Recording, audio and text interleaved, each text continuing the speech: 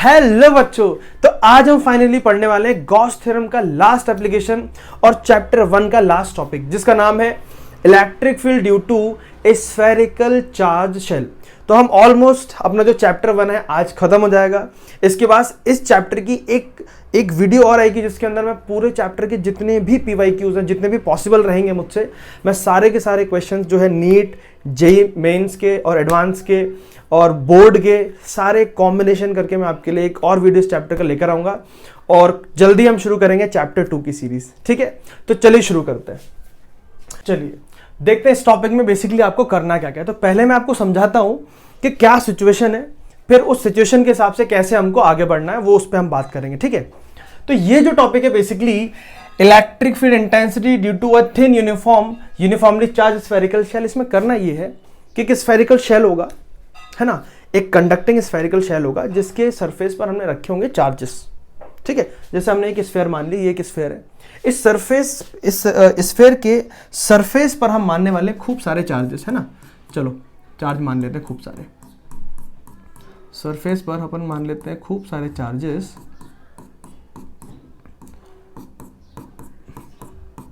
इस तरीके से चार्ज मान लिए खूब सारे सरफेस पर। अब मुद्दा यह है हम इस डेरिवेशन में करना क्या चाहते हैं। ठीक है, एक स्फेयर मान लिया, स्फेयर के सरफेस पर हमने मान लिए चार्जेस। अब हम ये करना चाहते हैं कि भाई बताओ, क्योंकि अंदर से खोखला है, कुछ है नहीं, शेल है, हॉलो है अंदर से, तो बताओ इसके अंदर यहाँ पर इसके सेंटर पर, मतलब अंदर जो पूरी कैविटी है इसके अंदर मान लो जो ए पॉइंट हमने माना है, यहाँ पर कितना इलेक्ट्रिक फील्ड होगा। मुद्दा समझ गए। एक स्फेयर है, वो चार्ज है। अच्छा, स्फेयर शेल है, अंदर से खाली है, खोखला है, उसके सरफेस पे क्या खूब सारे चार्ज है, तो अंदर कितना इलेक्ट्रिक फील्ड होगा ये बताओ। ठीक, दूसरा इसके जस्ट सरफेस पर कितना इलेक्ट्रिक फील्ड होगा ये भी बताओ। आउटसाइड द सरफेस कितना इलेक्ट्रिक फील्ड होगा ये भी बताओ। ये तीनों चीज हमको फाइंड करनी है।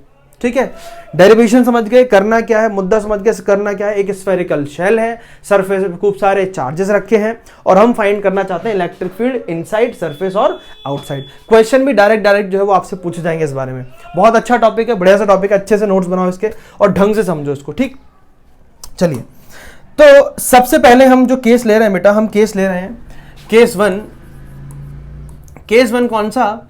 केस 1 हम ले रहे हैं इनसाइड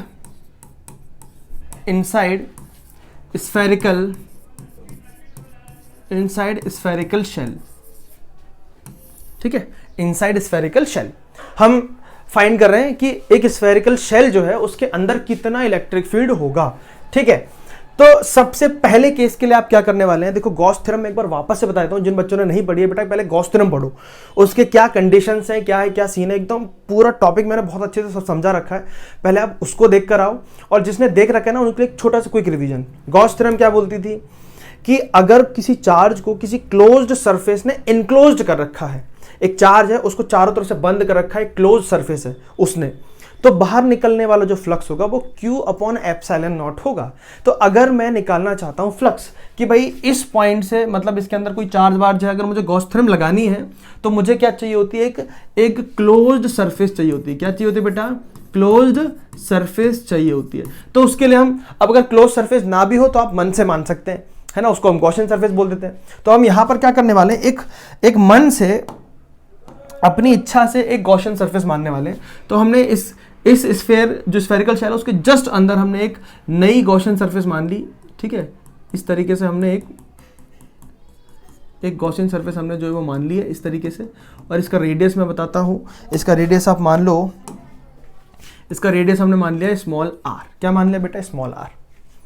ठीक है, चलिए अब हम लगाते हैं कि हमारे पास एक क्लोज सरफेस हो चुकी है, हम ए पॉइंट पर हम निकालना चाहते हैं कितना इलेक्ट्रिक फील्ड है, तो हम लगाएंगे गॉस थ्योरम। तो बाय गॉस थ्योरम हम क्या जानते हैं बताओ? By Gauss theorem we know that, हम ये जानते हैं, क्या जानते हैं बेटा? गॉस थ्योरम से हम जानते हैं कि भाई अगर मैं फ्लक्स की वैल्यू निकालूं, यानी कि फ्लक्स जो होगा B.ds जो होगा हमारा वो Q/ε0 के बराबर होगा। E.ds है ना, B.ds तो मैग्नेटिक फ्लक्स हो जाएगा। तो E.ds अगर मैं फ्लक्स लगाऊं यहां पर, तो फ्लक्स की वैल्यू होती है अपनी integration of E.ds will be equals to Q/ε0। By Gauss theorem हम ये जानते हैं, हाँ कि ना बोलो, पढ़ रखा है कि नहीं बढ़िया से, ठीक है। अब मुझे बताइए कि अगर ये स्फेयर खोखला है, अगर ये स्फेयर खोखला है, शेल है, सारे चार्ज कहां पर होंगे बेटा? सरफेस पर होंगे। होंगे कि नहीं होंगे सरफेस पर? यस सर बिल्कुल होंगे। क्या उसके अंदर कोई चार्ज एग्जिस्ट करेगा? सोचो, खोखला स्फेयर, क्या उसके अंदर कोई चार्ज नहीं करेगा ना? कैसे करेगा? चार्ज को रहने के लिए, रोकने के लिए चाहिए मीडियम, मतलब कंडक्टर का मीडियम चाहिए, और वो तो है सरफेस पर। तो चार्ज हवा में तैरता हुआ मिलेगा क्या? नहीं मिलेगा।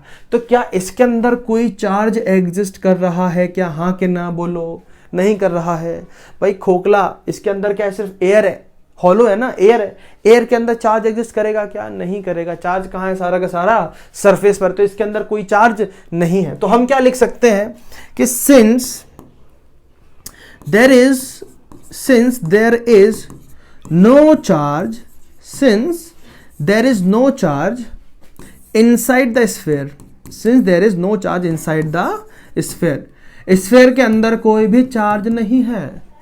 अगर कोई चार्ज नहीं है तो Q इक्वल टू कितना हो गया बेटे? Q इक्वल टू हो गया 0। अगर Q इक्वल टू 0 हो गया तो क्या मैं इसमें पुट कर सकता हूं Q इक्वल टू 0? सर बिल्कुल कर सकते हैं। अगर Q इक्वल टू 0 पुट करते हैं, देखिए क्या आएगा, ढूंढिए क्या आएगा, यहां लिख देते हैं हम। ठीक है, इस इक्वेशन में Q इक्वल टू 0 पुट करो, मतलब हम लिख सकते हैं कि E डॉट ds जो होगा वो बराबर होगा 0 के। भाई Q upon epsilon not, 0 upon something, सब कुछ क्या होगा? 0। अरे Q 0 अपन एप्सिलॉन नॉट क्या होगा बेटा? 0 ही होगा ना, 0 ही तो होगा, है ना, 0 हो गया। चलिए इंटीग्रेशन सॉल्व करके मान लो कुछ ds को मैं पूरा कर देता हूँ। E को ले लिया मैंने बाहर, ये होगा ds का इंटीग्रेशन 0। अच्छा यहाँ पर एक और चीज़ है, इसको भी चलो समझा ही देते हैं। वैसे डायरेक्ट कर रहे थे हम, पर ठीक है चलो इस पर भी चर्चा कर ही लेते हैं, लगे हाथ। देखिए मैं जो E डॉट डी एस लिख रहा हूँ, इसको मैं लिख सकता हूँ E ds cos theta equal to 0, where theta was the angle between electric field and ds। तो स्फेरिकल शेल के केस में ऐसा होता है कि E और ds के बीच में एंगल होता है हमेशा 0। कितना होता है बेटा? 0 होता है। अगर इलेक्ट्रिक फील्ड है, ds है और अंदर चार्ज रखा, तो इलेक्ट्रिक फील्ड और ds के बीच में एंगल कितना होगा? 0 होगा। तो यहाँ cos 0 की वैल्यू हो जाएगी 1। E को ले लूंगा मैं बाहर और लिखेंगे ds इक्वल टू 0। ds की टोटल वैल्यू हम मान लेते हैं कि है a इक्वल टू 0। a को भी इधर भेज दिया, तो e इक्वल टू कितना हो गया बेटा? 0। बताओ, अगर चार्ज 0 है, अगर इक्वेशन चार्ज 0 है, सब कुछ मल्टीप्लाई में, तो e की वैल्यू भी अगर निकालूंगा तो वो भी कितनी आएगी? 0। इसका मतलब क्या समझे बेटा? स्फेयर के अंदर इलेक्ट्रिक फील्ड कितना होगा? 0 होगा। हॉलो स्फेयर के अंदर इलेक्ट्रिक फील्ड कितना रहेगा? 0 रहेगा। क्या इसमें कोई दिक्कत, कोई परेशानी? बढ़िया से नोट कर लो, है ना। कोई दिक्कत हो बेटा कमेंट सेक्शन में मुझे बता देना, नेक्स्ट वीडियो में उस दिक्कत को, परेशानी को जो है वो अपन सॉल्व कर लेंगे। ठीक है, इसको अच्छे से नोट कर लो। इस बात में कोई तकलीफ हो तो बताओ। कोई तकलीफ नहीं है? हो गया नोट बढ़िया से? चलिए आगे बढ़ जाए आगे। चलो, तो वापस से हम मान रहे हैं स्फीयर। अच्छा, बार बार मानने की जरूरत नहीं है, आपने एक बार डायग्राम बना लिया ना, किधर क्या बेटे, हाँ एक बार डायग्राम बना लिया, इससे से काम चल जाएगा, अपने ज़्यादा नहीं सोचना है। ठीक, तो हम क्या करने वाले हैं, हम नेक्स्ट पेज पे जाके नया स्फीयर मानने वाले हैं। ये रहा स्फीयर, तो हमने यहाँ एक और स्फीयर मान लिया। ठीक है, चलो इसके सरफेस पे वापस हमको क्या रखना है बेटे? हमको रखना है खूब सारा चार्ज रखना है। सरफेस पे रख दिया हमने चार्ज, चलिए सरफेस पे चार्ज रख दिया।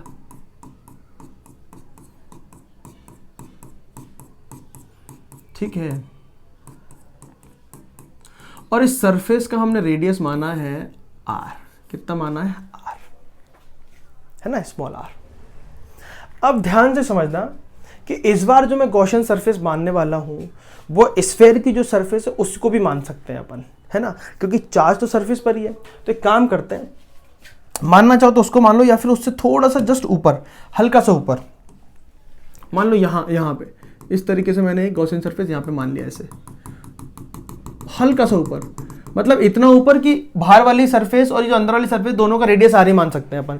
मतलब बहुत नेग्लिजिबल डिस्टेंस मैंने ऊपर लिया है। क्यों लिया है? ताकि ये जो चार्ज है वो इस सरफेस के अंदर आ जाए, क्योंकि मुझे सरफेस पे इलेक्ट्रिक फील्ड निकालना है ना। तो जिस पॉइंट में मुझे इलेक्ट्रिक फील्ड निकालना है उसको लेके मैंने गॉसियन सरफेस बना लिया। ठीक है, कि मान लीजिए मुझे यहीं पर निकालना है इस सरफेस के ऊपर कितना इलेक्ट्रिक फील्ड होगा, तो मैंने उसको लेके क्या बना लिया बेटा? Gaussian surface. देखो गॉसियन सरफेस बनाने का आइडिया ये होता है, जिस पॉइंट पर आप इलेक्ट्रिक फील्ड निकालना चाहते हो उस पॉइंट को लेके उस पॉइंट के ऊपर बना लो गॉसियन सरफेस, सबसे बेस्ट तरीका। जैसे मान लो यहाँ पे क्यू रखा है और आप यहाँ पे इलेक्ट्रिक फील्ड निकालना चाहते हो, इस पॉइंट पे निकालना चाहते हो, इसको लेके गॉसियन सरफेस बना लो, बेस्ट, खत्म बात है ना। तो मैं जहां पे निकालना चाहता हूं उसको लेके मैं गॉसियन सरफेस बना दूंगा। ठीक है, चलो अब अगर मैं इसको लेके गॉसियन सरफेस बनाता हूं, अब मैं यहां पर पुट करता हूं, तो जो केस 2 अपना बन रहा है बेटा, केस 2 कौन सा बन रहा है? इलेक्ट्रिक फील्ड ऑन सरफेस के ऊपर। ठीक है, सरफेस के ऊपर कितना इलेक्ट्रिक फील्ड बनेगा उस पर हम बात करते हैं। तो यहां पर हम वापस गॉस थ्योरम लगाएंगे। बाय गॉस थ्योरम हम जानते हैं, क्या जानते हैं बेटा बताओ? गॉस थ्योरम हम जानते हैं कि भाई E डॉट ds जो होता है, वो बराबर होता है Q अपॉन एप्सिलॉन नॉट के। कौन परेशानी हो तो बताइए, ये हम जानते हैं, अभी तक हमने कुछ नहीं किया, लिखा हुआ है गॉस थ्योरम ऐसा होता है। ठीक है, चलिए अब Q की वैल्यू कहां से लाएं? देखो चार्ज तो है सरफेस पर, अब कितना चार्ज है हमको नहीं मालूम, तो हम क्या करेंगे कि भाई ये जो स्फेयर है, इसके लिए हम क्या मान रहे हैं कि सपोज स्फेयर के लिए हम क्या मान रहे हैं, suppose surface charge density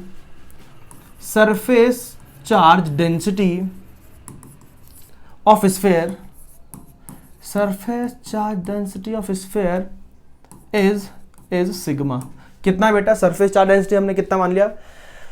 sigma मान लिया। तो हम जानते हैं सिग्मा का फॉर्मूला, बताओ क्या होता है बेटा सिग्मा का फॉर्मूला? कि सिंस सिग्मा इक्वल टू कितना होता है? Sigma equal to charge upon area. कितना होता है? Charge upon area.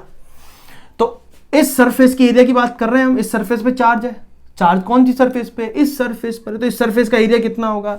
मतलब इस स्फीयर का एरिया कितना होगा? रेडियस कितनी मानी हमने? r, तो एरिया कितना हो जाएगा? 4πr²। तो सिग्मा इक्वल टू कितना हो जाएगा? Q upon 4πr²। इसको ले जाओ इधर, Q का वैल्यू कितना मिला तुमको बेटे? Sigma 4πr²। ठीक है, ये वैल्यू को उठाओ और यहां कर दो पुट, करो बेटे बढ़िया से पुट। इसको हम खोल दें, ई कॉस थीटा लिख सकते हैं, E D S cos theta की वैल्यू 0, थीटा की वैल्यू 0, इधर वैल्यू कितनी हो जाएगी अपनी? 4πr² upon epsilon not. ठीक है, यहाँ कॉस जीरो की वैल्यू कितनी होगी बताओ? यहाँ देखिए कॉस जीरो की वैल्यू 1, तो हमें चाहिए इलेक्ट्रिक फील्ड, तो ई डी एस बचा सिर्फ, इधर कितना हो गया? Sigma 4πr² upon epsilon not. ठीक है, इलेक्ट्रिक फील्ड कांस्टेंट है, इलेक्ट्रिक फील्ड को ले लो बेटा बाहर, इलेक्ट्रिक फील्ड आ गया बाहर, अंदर क्या बचा? सिर्फ d s equal to sigma 4πr² upon epsilon not.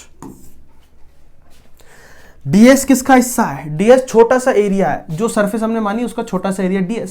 Total integration करेंगे तो इसी सरफेस का, देखो ध्यान से समझना बेटा, ये जो eds आपने लगाया ना, जो सरफेस आपने मानी है उसके लिए eds लगाते हैं। तो सरफेस हमने कौन सी मानी थी? ये वाली। तो इस सरफेस का टोटल एरिया कैसे निकालोगे? रेडियस कितनी है? r, तो टोटल एरिया कितना हो जाएगा? जैसे हमने यहाँ का निकाला था 4πr² हो जाएगा। एरिया कितना हो जाएगा आपका? e into 4πr²। ठीक, इधर कितना हो जाएगा? Sigma into 4πr² upon epsilon not. 4πr को नीचे ले आओ, तो e इक्वल टू कितना हो जाएगा? Sigma into 4πr² divide by, इसको भी नीचे ले आओ, 4πr² into epsilon not. 4πr² से 4πr² कैंसिल, देखो e की वैल्यू कितनी आ गई बेटा? e इक्वल टू आ गई अपने पास, ऊपर बचा सिग्मा और नीचे बचा सिर्फ एप्सिलॉन नॉट। क्या समझे? सरफेस पर कितना इलेक्ट्रिक फील्ड मिलेगा आपको? सरफेस पर जो इलेक्ट्रिक फील्ड वो मिलेगा सिग्मा अपॉन एप्सिलॉन नॉट। बोलिए इस बात में किसी को कोई दिक्कत है तो बताइए। ठीक है, देखो ध्यान रखना यहां पर, जब हम सिग्मा की वैल्यू निकाल रहे हैं तो हमने एरिया कौन सा लिया है? इसी स्फीयर का एरिया लिया है, क्योंकि चार्ज इसी सरफेस पर अवेलेबल है। यहाँ देखो E dot D S, D S हमने क्यों लगाया, क्योंकि जो गॉसियन सरफेस ली थी हमने वो भी सेम सरफेस है, दोनों सरफेस सेम है, इसीलिए दोनों का एरिया भी कैसा आया, सेम आया, और कैंसिल आउट होकर वैल्यू कितनी बची, सिग्मा अपॉन एप्सिलॉन नॉट। अब नेक्स्ट वाले केस में हम जो गॉसियन सरफेस मानेंगे वो अलग होगी, और सरफेस चार्ज डेंसिटी जो होगी वो अलग सरफेस की होगी, वो ध्यान से समझना, इन दोनों में कंफ्यूजन नहीं होना चाहिए। इस वाली बात में अगर कोई तकलीफ हो तो बताओ, फटाफट इसको नोट करो, अच्छे से इसको नोट करो, है ना। फिर हम थर्ड टॉपिक की तरफ चलते हैं, थर्ड जो इसका केस है उसकी तरफ चलते हैं। इसमें कोई तकलीफ हो मुझे बताना जरूर बेटा, ठीक है। चलिए नेक्स्ट जो है अपना केस, उसके लिए वापस से हम मान लेते हैं सरफेस। बातें कभी ना तू भूलना, कोई तेरे खातिर है जी रहा। तो वापस से हमने मान लिया बेटे खूब सारे सरफेस पे चार्ज, स्फेरिकल सरफेस मान ली, सरफेस में मान लिया हमने चार्ज, और इस बार हम फाइंड करना चाहते हैं, इस पॉइंट पर कितना इलेक्ट्रिक फील्ड होगा। तो इसके लिए हम क्या कर रहे हैं, हमको वापस से क्या माननी पड़ेगी बताइए, एक बड़ी गॉसियन सरफेस माननी पड़ेगी। चलिए ठीक है, जिस पॉइंट पे इलेक्ट्रिक फील्ड निकालना है उस पॉइंट को लेकर एक बड़ी सी गॉसियन सरफेस मान लो, इस पॉइंट पे निकालना, तो इसको लेकर हम एक बड़ी सी गॉसियन सरफेस जो है वो मानने वाले हैं। ये हो गया बेटा, माननी बड़ी सी गॉसियन सरफेस। कोई तबलीग हो तो बताओ, बड़ी सी गॉसियन सरफेस मान ली। अब हम क्या करने वाले हैं, ध्यान से देखो बेटे, छोटे वाले स्फेयर का जो रेडियस है उसको हम मान रहे हैं स्मॉल आर, और बड़े वाले स्फेयर का जो रेडियस को मान रहे हैं हम कैपिटल आर। ठीक है, हम निकालना चाहते हैं इस आउटसाइड द स्फेयर कितना जो है वो इलेक्ट्रिक फील्ड होगा, यहां पे कितना इलेक्ट्रिक फील्ड होगा। तो थर्ड जो केस है अपना वो है तो ये हो गया अपना केस थर्ड, है ना, case third outside the spherical shell. चलिए ठीक है, वापस वही सिचुएशन, क्या लिखेंगे, by Gauss theorem we know that, by Gauss theorem we know that कि भैया क्या लिखते हैं हम, E ds cos theta equal to E dot ds को cos थीटा लिखेंगे बराबर, कोई दिक्कत की बात नहीं है, कितना होगा Q अपॉन एप्सिलॉन नॉट। देखो स्फेयर का केस है, मैंने आपको बताया स्फेयर का केस है, तो थीटा की वैल्यू होगी 0, तो लिख देते हैं यहाँ पे थीटा की वैल्यू 0 लिख देते हैं, यहाँ लिख देते हैं E ds बचेगा सिर्फ अपने पास, इधर क्या बचेगा Q अपॉन एप्सिलॉन नॉट।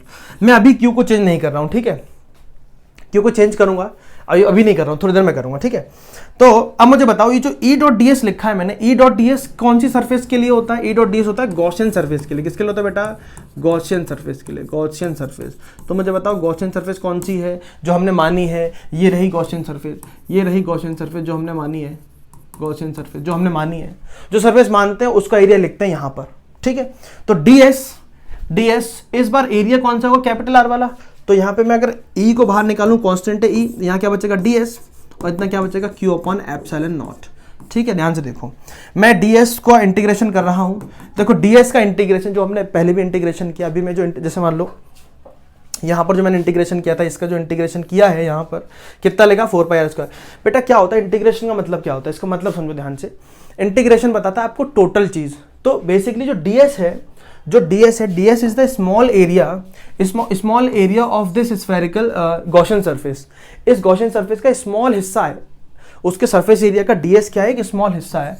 मैं अगर इसका इंटीग्रेशन करूंगा तो मुझे इस स्फेरिकल स्फीयर की टोटल एरिया मिल जाएगा। ठीक है, इंटीग्रेशन से क्या मिलता है, टोटल एरिया। तो ds किसका हिस्सा है बेटा, गॉसियन सरफेस का। तो गॉसियन सरफेस की रेडियस कितनी है, कैपिटल R। तो इसका एरिया कितना हो जाएगा, 4πR²। कोई दिक्कत, कोई परेशानी बताइए, ठीक है। इक्वल टू में क्या चल रहा है, देखो अपना Q अपॉन एप्सिलॉन नॉट। चलो सारी चीजें नीचे भेज दो। तो E इक्वल टू कितना हो जाएगा, देखो 1/4π, फिर एप्सिलॉन नॉट को लिख लो, ऊपर क्या है Q, और यहाँ लिख लो R²। मुझे देखकर बताओ क्या ये पॉइंट चार्ज का इलेक्ट्रिक फील्ड का फॉर्मूला नहीं लग रहा देख के?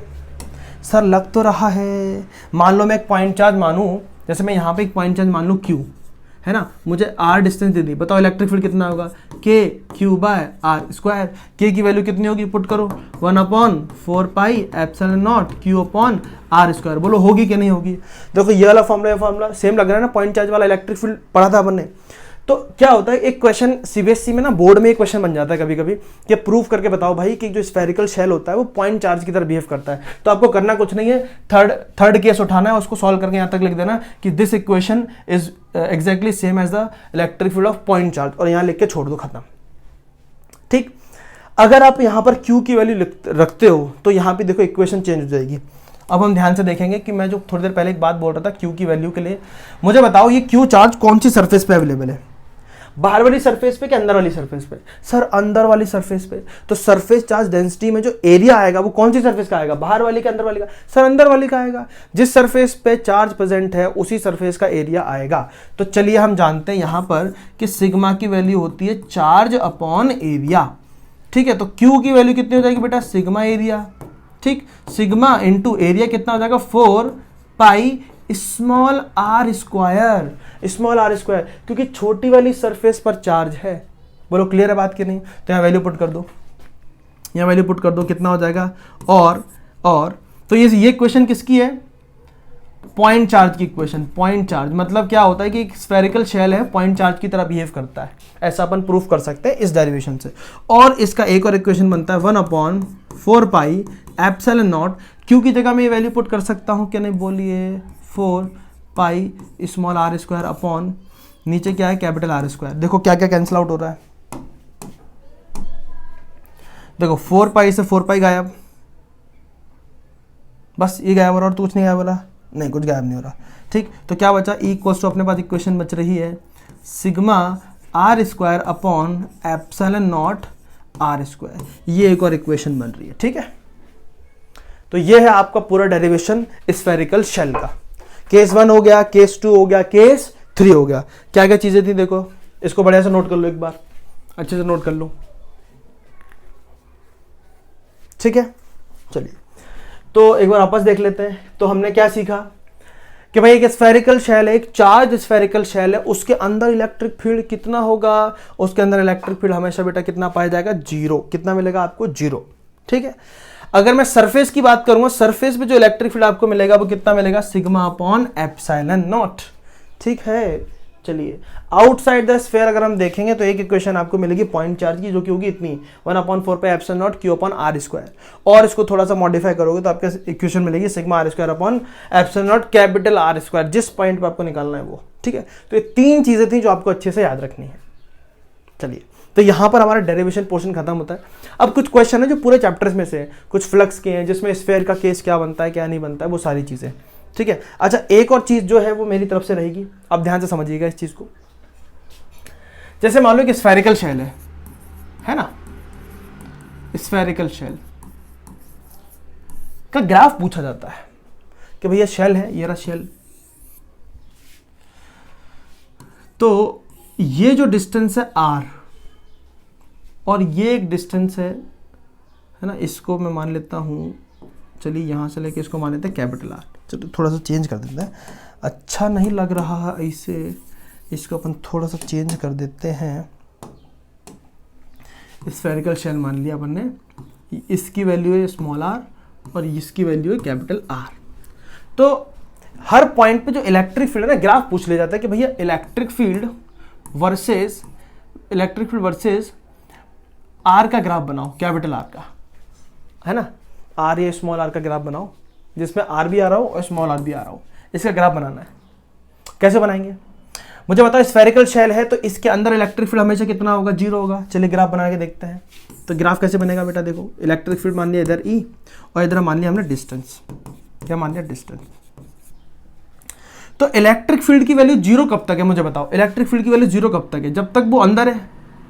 जैसे ही सरफेस पे पहुंचा, सरफेस पे इलेक्ट्रिक फील्ड की वैल्यू कितनी थी? सिग्मा अपॉन ε0 वैल्यू थी। उसके बाद हमने देखा वैल्यू और घटने लगी, देखो दूर जाएगा तो वैल्यू कम हो जाएगी, पॉइंट चार्ज की तरह बिहेव कर रहा है। तो ये वैल्यू बिल्कुल जीरो है, जीरो रहेगी। कब तक जीरो रहेगी? जब तक आप कहाँ नहीं पहुँचोगे, स्मॉल आर तक, सरफेस तक। जैसे ही आप रेडियस तक पहुँच गए तो रेडियस की सरफेस पर आपको जो है इलेक्ट्रिक फील्ड जो है वो मिलेगा मैक्सिमम। मान लो यहाँ पे इलेक्ट्रिक फील्ड मिला, उसके बाद सरफेस से और दूर जाते जाओगे तो इलेक्ट्रिक फील्ड की वैल्यू आर स्क्वायर के हिसाब से कम होती जाएगी। तो ये ग्राफ जो है वो आपको देखने मिलेगा। कब देखने मिलेगा? जब स्फेरिकल शेल के इलेक्ट्रिक फील्ड और इस आर के बीच में बनाओगे रिलेशन। तो ये जो वैल्यू है यहाँ से जो है वैल्यू ये आगे तक जो जा रही है ये कैपिटल आर है, यहाँ तक तो स्मॉल आर है। स्मॉल आर क्या है यहाँ पे? स्मॉल आर क्या है? रेडियस। स्मॉल आर क्या है? रेडियस। तो रेडियस कि जैसे हम सरफेस पर पहुंचेंगे वहां पर मैक्सिमम इलेक्ट्रिक फील्ड होगा, फिर कम होने लगेगा, और ये होगा इनसाइड वाला एरिया। यहाँ पर क्या है? इनसाइड। इनसाइड इलेक्ट्रिक फील्ड कितना है बेटा? जीरो। देखो है ही नहीं, यहाँ पे ग्राफ ही नहीं है। ठीक है, यही चीज अगर सॉलिड स्फीयर के लिए पूछ लेता है, इंसुलेटेड सॉलिड स्फीयर जिसके अंदर चार्ज होता है ना। कंडक्टिंग स्फीयर के अंदर चार्ज नहीं होता बेटा। सॉलिड भी होगा ना अगर कंडक्टिंग स्फीयर, तो भी उसके अंदर चार्ज रुकता नहीं है। कारण क्या होता है? सारे रिपल्शन की वजह से कहां पहुंच जाते हैं? सरफेस के ऊपर। लेकिन सॉलिड स्फीयर है इंसुलेटेड वाला। ठीक है, अगर इंसुलेटेड वाला सॉलिड स्फीयर, भाई ग्राफ बना लो बेटा पहले। ये किसके लिए था? Spherical shell. अब एक सॉलिड स्फीयर के लिए बताता हूं आपको। सॉलिड स्फीयर का क्या केस है? सॉलिड स्फीयर के लिए क्या केस है? सॉलिड स्फीयर के लिए सॉलिड स्फीयर है, इसके अंदर खूब सारे चार्ज भरे पड़े हैं हर जगह। इस तरीके से चार्ज भरे पड़े हैं, ऐसे चार्ज भरे पड़े अंदर। अगर इसके लिए मुझे अगर ग्राफ बनाना है सेम सिचुएशन के लिए, यहाँ से लेके डिस्टेंस है स्मॉल आर, ये डिस्टेंस है कैपिटल आर, इसके लिए अगर मुझे ग्राफ बनाना है तो क्या होता है? देखो यहाँ पे, यहाँ से मैं आगे की तरफ बढ़ता जाऊंगा, बढ़ता जाऊंगा, बढ़ता जाऊंगा, बढ़ता जाऊंगा, इलेक्ट्रिक फील्ड जो बढ़ता जाएगा क्योंकि चार्ज जो है इसके अंदर आ रहा है वो बढ़ता जाएगा। तो यहाँ पे क्योंकि चार्ज भरे पड़े हैं, मैं ऊपर तक की तरफ जाऊंगा इधर तक, तो सरफेस तक जो है वो इलेक्ट्रिक फील्ड बढ़ता जाएगा, बढ़ता जाएगा, बढ़ता जाएगा। और जैसे ही मैं सरफेस से बाहर जाऊंगा इलेक्ट्रिक फील्ड की वैल्यू वापस कम होने लगी, क्योंकि इन पूरे चार्ज से जो ये डिस्टेंस से दूर हो रही ना, हमें पता है इलेक्ट्रिक फील्ड और जो डिस्टेंस होता है वो इनवर्सली प्रोपोर्शनल होता है। तो यहाँ से अगर मैं वैल्यू देखूंगा तो जो ग्राफ बनेगा हमारा वो कुछ इस तरीके से बनेगा। ठीक है, अगर मैं यहाँ से देखूँ, मान लो ये रेडियस मुझे डिनोट कर रहा है ये, तो रेडियस तक तो वैल्यू जो है इस तरीके से बढ़ेगी, यहाँ तक वैल्यू जो इस तरीके से बढ़ेगी। उसके बाद जैसे ही सरफेस से बाहर होगा वो आर स्क्वायर की जो वैल्यू है अपनी is inversely proportional to 1 by r square, इसको फॉलो करेगा। कब? सरफेस के बाहर जाएगा तो इस वैल्यू को फॉलो करेगा इस तरीके से, और जब तक सरफेस तक पहुंचेगा तो इस तरीके से वैल्यू करेगा, इस तरीके से फॉलो करेगा। ये किसके लिए बेटा? सॉलिड स्फीयर के लिए। दो चीजें याद रखना, इस पे क्वेश्चन जो है वो बार बार पूछा जाता है, तो ये चीजें याद रखना। सॉलिड स्फीयर के लिए ये केस रहेगा, और स्फेरिकल शेल के लिए इससे जस्ट पहले वाला केस रहेगा, ये वाला केस रहेगा। ठीक है, शेल वाला। चलिए, इन दोनों बातों में कोई दिक्कत? तीनों डेरिवेशन, तीनों केस अच्छे से क्लियर हो गए, कोई दिक्कत इसमें? चलिए, एक दो क्वेश्चन से अच्छे से वो हम ले लेते हैं फटाफट। तो चलिए देखिए, a hollow metal sphere of radius capital R is uniformly charged, the electric field due to sphere at a distance are from the centre. A hollow metal sphere of radius capital R. चलो, इसने तो साफ साफ बोला कि भाई hollow metal sphere है, ठीक है, इसकी रेडियस कैपिटल आर है, यूनिफॉर्मली चार्ज है। The electric field due to sphere at distance are from the centre. R distance पे फ्रॉम द सेंटर के लिए कौन कौन सिचुएशन पॉसिबल है बताइए। तो हमें मालूम है स्फेरिकल शेल है, स्फेरिकल शेल है, उसके अंदर इलेक्ट्रिक फील्ड जीरो, सरफेस तक इलेक्ट्रिक फील्ड कैसा रहेगा बेटा? जीरो रहेगा। सरफेस के बाद इलेक्ट्रिक फील्ड की जो है वैल्यू वो 1 बाय आर स्क्वायर के हिसाब से कम होगी, ये चीज हम जानते हैं। ठीक है, चलिए, increases as r increases less than R. Radius से कम में जो है आर बढ़ेगा तो इलेक्ट्रिक फील्ड बढ़ेगा नहीं भाई, इलेक्ट्रिक फील्ड होता ही नहीं, बढ़ेगा कहां से? Zero as r increases up to R. ठीक है, हाँ ये बात सही लग रही है मुझे। डिक्रीजेस एज आर इंक्रीजेस, ये बात बिल्कुल सही लग रही है मुझे। आगे देख लेते हैं और कोई अच्छा ऑप्शन है क्या? जीरो एज आर इंक्रीजेस, इतने ठीक है। Increases as r increases, zero तो है जब तक रेडियस सरफेस तक पहुंच रही तब तक तो जीरो है, फिर उसके बाद बढ़ रहा है, आगे की जाते टाइम बढ़ रहा है। बढ़ कहां रहा है भाई? कम हो रहा है, तो थर्ड तो होगा नहीं। डिक्रीजेस एज आर नहीं, ये तो पॉसिबल ही नहीं है, होता ही नहीं है, डिक्रीज कहां से होगा? तो अपना जो बेस्ट पॉसिबल आंसर दिख रहा है वो कौन सा दिख रहा है बेटा? Answer number 3। जब तक वो अंदर है, आर कैपिटल आर से कम है, तब तक उसकी वैल्यू कितनी है? जीरो। कितनी है? Zero. Zero as r increases up to capital R. Capital R तक जब तक स्मॉल आर की वैल्यू बढ़ेगी तब तक जीरो रहेगा। उसके बाद decreases as r increases radius से, जब जैसी आर की वैल्यू रेडियस से बड़ी होगी तो इलेक्ट्रिक फील्ड की वैल्यू जो कि कम होने लगेगी, क्योंकि बाहर की तरफ ई इनवर्सली प्रोपोर्शनल हो जाता है आर स्क्वायर के। तो बेस्ट पॉसिबल आंसर जो इसका दिख रहा है वो दिख रहा है आंसर नंबर बी। ठीक है, चलिए और क्या सिचुएशन में बन रही देखिए, क्या क्वेश्चन बन रहा है। A metallic sphere shell has an inner surface radius इतना इतना इतना, ठीक है। What will be the surface charge density. चलो बहुत इजी क्वेश्चन है, तो इंडक्शन का क्वेश्चन बन रहा है, देखो क्या लगेगा इसमें, सोच के देखो क्या लग रहा है, सोच के देखो बेटा क्या लग रहा है। मेटल एक स्फेयर शेल मान लिया हमने, है ना, और इसने क्या बोला, इसकी कुछ ना कुछ थिकनेस है, क्योंकि आउटर, उसने दो सरफेस बोला ना, इनर सरफेस आउटर सरफेस, मतलब इसकी कुछ ना कुछ थिकनेस है, अंदर से खाली थोड़ी सी थिकनेस है। और इसने क्या रेडियस बोला, इनर सरफेस की रेडियस जो है वो बोली इसने R1, आउटर सरफेस की रेडियस ने बोली है R2, ठीक है। A Q charge is placed at the centre, ठीक है। चलो सेंटर पे हमने रख दिया क्यू चार्ज, यहाँ पे रख दिया कैपिटल क्यू चार्ज। फिर उसने पूछा surface inner surface charge density कितनी होगी, ये बताओ। चलिए, तो बेटा इंडक्शन होगा, ये जो पॉजिटिव चार्ज है सारे इलेक्ट्रॉन को अपनी तरफ खींचेगा, तो अंदर इस तरफ क्या कौन से चार्ज इंड्यूस हो जाएंगे, माइनस क्यू। कितना चार्ज इंड्यूस हो जाएगा, माइनस क्यू। अरे भाई पॉजिटिव चार्ज है, अंदर के सारे इलेक्ट्रॉन को अपनी तरफ अट्रैक्ट करेगा कि नहीं करेगा, तो सारे इस तरफ क्या आ जाएंगे, नेगेटिव चार्ज, और ऊपर क्या बचेगा, सारे इलेक्ट्रॉन इस तरफ आ गए, तो ऊपर कौन चार्ज बचेगा, पॉजिटिव क्यू चार्ज। लेकिन चार्ज इंड्यूस कितना होगा, क्यू चार्ज ही तो इंड्यूस होगा, ये तो प्रॉपर्टी है इंडक्शन की, याद है कि नहीं, चैप्टर 1 सेकंड लेक्चर में शायद मैंने पढ़ाया था। तो यहाँ चार्ज इंड्यूस होगा माइनस क्यू, बाहर चार्ज इंड्यूस होगा प्लस क्यू। तो सरफेस चार्ज डेंसिटी इनर वाले की देखो, इनर वाले की सरफेस चार्ज डेंसिटी क्या होगी, माइनस क्यू अपॉन एरिया। तो माइनस क्यू, एरिया की वैल्यू कितनी होगी 4 पाई, रेडियस कितना इनर वाले का R1 का स्क्वायर, ठीक है। ये तो हो गई इनर वाली 0.1। सेकंड वाले को देखो, आउटर वाले में चार्ज प्लस क्यू इंड्यूस हुआ है, तो सिग्मा इक्वल टू हो जाएगा प्लस क्यू अपॉन एरिया, और एरिया की वैल्यू हो जाएगी क्यू अपॉन कितना हो जाएगा, रेडियस कितना R2, तो 4 पाई R2 का स्क्वायर, ठीक है। ये हो जाएगा आंसर इसका। तो इस तरीके के कुछ क्वेश्चन जो है वो बनते हैं। मैं नेक्स्ट वीडियो में आपके लिए जो इसकी एक और वीडियो जो मैं लेकर आऊंगा आपको, है ना, इसको नोट कर लो बढ़िया से, हाँ। तो इसकी जो एक और मैं वीडियो लेकर आऊंगा, उसमें बहुत शानदार क्वेश्चन जो है वो आपके लिए लेकर आऊंगा, ठीक है। तो इस वीडियो में इतना ही, ये अपने चैप्टर 1 का फाइनल वीडियो था। इसके बाद अब जो क्वेश्चंस आए, मतलब जो मेरे लेक्चर्स आएंगे चैप्टर नंबर 1 के, वो उनके अंदर मैं सिर्फ प्योरली क्वेश्चन जो है PYQs आपको सॉल्व कराऊंगा। और अब हम शुरू करेंगे चैप्टर 2 की सीरीज, ठीक है। तो आज के लिए बस इतना ही।